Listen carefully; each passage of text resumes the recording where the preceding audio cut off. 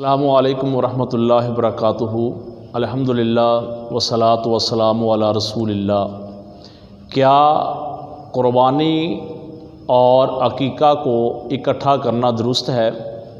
اگر کسی آدمی کے ہاں بچے کی ولادت ہوتی ہے اور اس کا عقیقہ 7ویں روز عید الاضحیٰ کے دن بنتا ہو تو کیا وہ قربانی کا جانور اور عقیقہ کا جانور ایک ہی کر سکتا ہے یا نہیں؟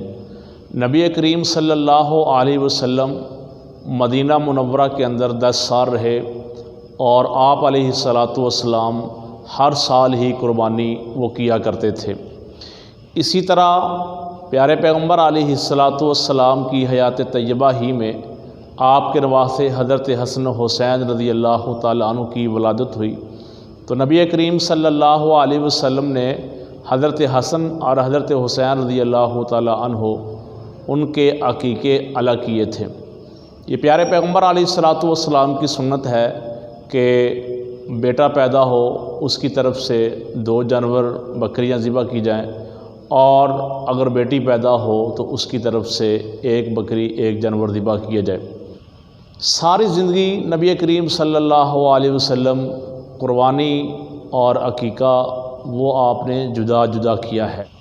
اگر کسی کے ہاں بچے کی ولادت ہو اور 7ویں روز عید الاضحیٰ آ رہی ہو تو وہ قربانی کا جانور الگ خریدے گا اور عقیقے کا جانور الگ خریدے گا، دونوں کو جدا جدا کرے گا۔ یہ نہیں ہو سکتا کہ ایک ہی جانور کے اندر قربانی کی وہ شمار کر لے اور عقیقہ بھی شمار کر لے۔ جیسے ایک آدمی کی ظہر کی نماز رہ جائے تو وہ عصر کی نماز ادا کرے 4 فرائض، تو وہ کہے گی انہی 4 فرائض کے اندر میرے ظہر کے بھی ادا ہو گئے اور عصر کے بھی ادا ہو گئے۔ ایسے نہیں ہوگا۔ تو جیسے ظہر کی نماز کے 4 فرائض عصر کے ایک ساتھ شمار نہیں ہو سکتے، اسی طرح قربانی کا جانور وہ عقیقے کے ساتھ بھی شمار نہیں کیا جا سکتا۔